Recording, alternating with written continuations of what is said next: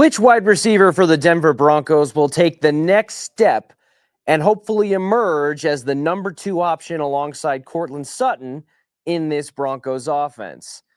And is re-signing Brock Nelson the best option for the Colorado Avalanche when it comes to their second-line center heading into the 2025 season? All things to come on today's rundown, and we will begin in the world of the NHL, where in the postseason, we are seeing the Stanley Cup final matchup set. It will be a rematch between the Edmonton Oilers and the Florida Panthers, who are making their 3rd straight Stanley Cup final appearance. The Avalanche, who are hoping to get back to that stage that they were on top of just a handful of years ago, have a big decision to make when it comes to their second-line center, a position that they have been trying futilely, I might add, to fix and replace and fill since Nazem Kadri walked out the door for the Calgary Flames. Brock Nelson is the latest iteration of the second-line center position that the Avs have tried as they continue a revolving door in that center spot on their second line.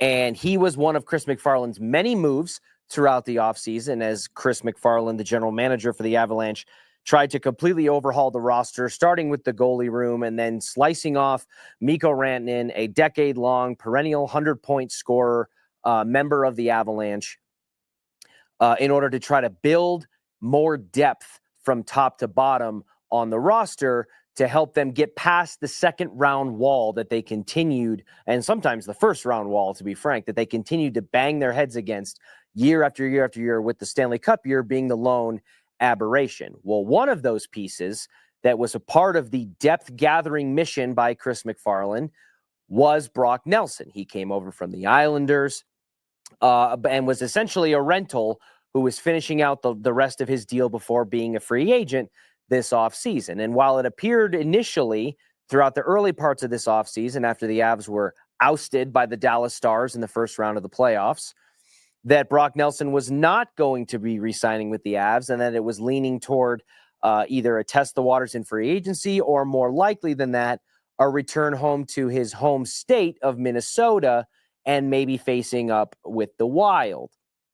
Then yesterday, we get a report from Dave Pagnotta of the Fourth Period that says, not so fast. Quote, there appears to be mutual interest from both the Avalanche and Brock Nelson in exploring a new contract.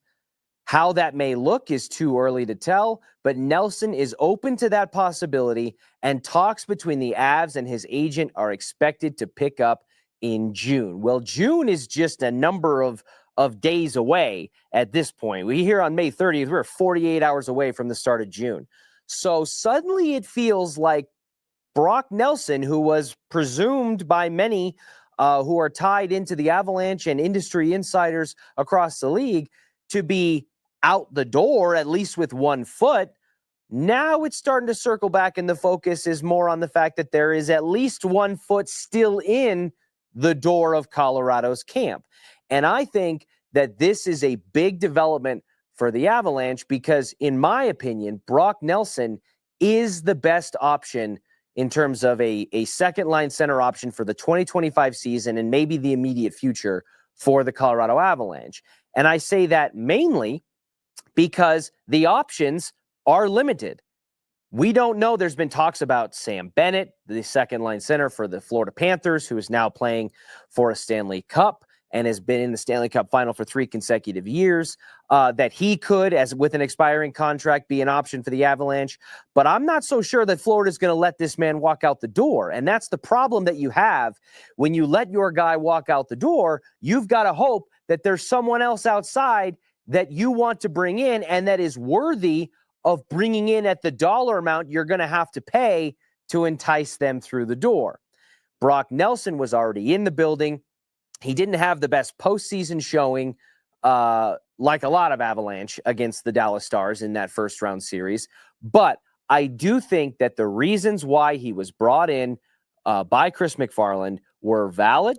And I think that that kind of connectivity and continuity is a good thing for the Avs, who experienced so much change during the course of the last regular season. It would be nice to have that as not another question mark on top of what's already going to be facing the Avs as they head into this 2025 season.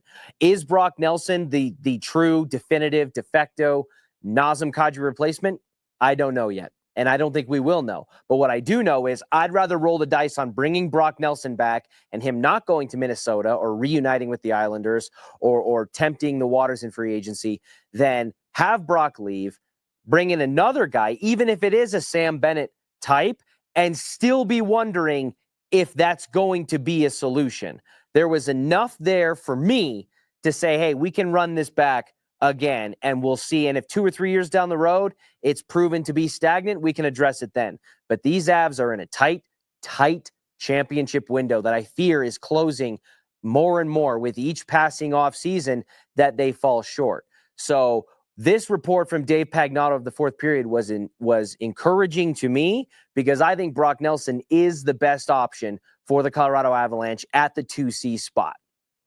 Moving over into the NFL, we have about a week or so. This was the first week of organized team activities, OTAs for the Denver Broncos. They will have another session in a few weeks as well.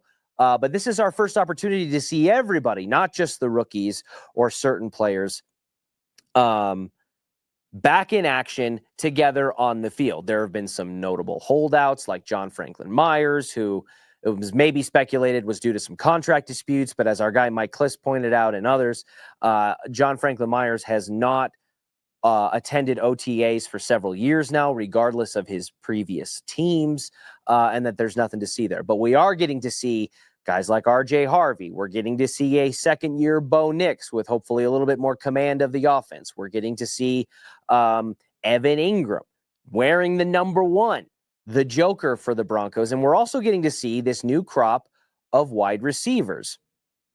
Courtland Sutton is obviously the team's de facto number 1. Last year, it was kind of a depends on how you look at it in terms of the number 2 spot. Marvin Mims had more yardage and production, but Devon Vele was right there as well and kind of plays that outside spot on the offense.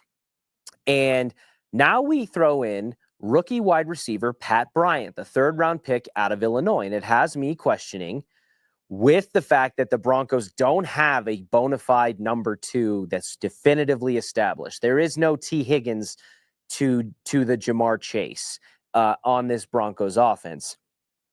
So who is going to emerge as the de facto number 2? Will it be Marvin Mims, who took a big step forward in 2024, in my opinion, as a pass catcher and as a member of this offense?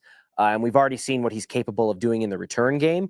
Will it be Devon Vele, the rookie 7th-round pick from last year, who's now going into his sophomore season and seemed to kind of pick up some steam, profiles similarly to a Tim Patrick and a Courtland Sutton in being a big body possession receiver type of guy that doesn't necessarily have the speed to take the top off a defense like Marvin Mims does, but between the catch radius, the physical nature of his position, and the way he's able to manipulate his body to make catches in the middle of the field and along the sideline, is definitely a usable weapon for Bo Nix in this offense. Or will it be Pat Bryant, who, again, is cut from the same cloth of the Devon Vele, the Courtland Sutton type of mold, the former Tim Patrick type of mold?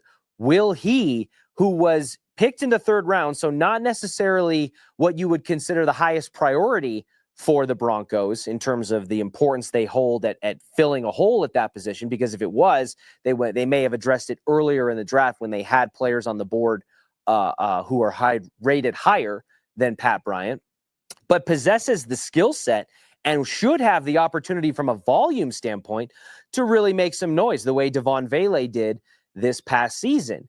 If I had to bet in terms of my gut, I would say I think Devon Vele probably starts the season as the true number 2 wide receiver, and Marvin Mims is allowed to play inside. That's just from a schematic standpoint, how I think it will look. But from a production standpoint, I think it's truly anybody's game. And I think it's fun to kind of speculate what would be the best case scenario. Which Broncos wide receiver emerging would be the best case scenario for the Broncos. I think Pat Bryant could potentially represent the near future, as I heard Zach Bye say, and I actually agree that Pat Bryant could represent the near future of the wide receiver position for the Denver Broncos because of his most recent. He's the most recent one drafted into the room. He was drafted as a top 3 pick. So while not a first or second round pick, you're looking for starters in your first 3 rounds, and that's part of it. You could make an argument that Marvin Mims, if he can continue to grow and develop and be an explosive weapon in the offense, maybe from a size standpoint, what he concedes to others like Sutton, Vele, and Bryant, he makes up for in playmaking ability and his ability to kind of move and shift around and be the kind of the baby Joker or the Riddler, as Cecil Lammey will call him. Pat Bryant, Marvin Mims, Devon Vele. If you're talking about getting a 7th round pick with the value that you can get from Devon Vele and turn him into a truly productive 7, 8 plus 100-yard, 900-yard per season player in the Broncos offense with Bo Nix at the helm, I think that is a huge plus, let alone the likes of a Troy Franklin, who had a mercurial up and down start to the season, but showed so many flashes and glimpses of that explosive playmaking ability we saw between him and Bo Nix at the University of Oregon when they were college teammates. If Troy Franklin clicks into year 2, his sophomore season, and is able to capitalize on so many of those missed opportunities that we saw, and you get more of what you saw in the opening drive of the Buffalo Bills game in the wild card round, where he takes the top off and scores the game's opening touchdown on a 40, 50-yard bomb from Bo Nix, that could be a dimensional game changer for the Denver Broncos in 2025. So like I said, if I had to bet dollars to donuts, my guess is that Devon Vele is going to have the first crack at probably filling that number 2 void. But I think really, whether it's Vele, Pat Bryant, or Marvin Mims, if any of them can take the leap to be a true number 2 wide receiver, flirting with that maybe 1,000-yard production, and truly taking some pressure off of Courtland Sutton to space the field even better and allow inside receivers like maybe Marvin or Evan Ingram, the Joker, to operate more freely in the middle of the field, it's going to be a massive boost for the Broncos offense. We will have so much more to come in the coming weekend as organized team activities roll on, and we will have another session in this coming month, just a few short weeks away.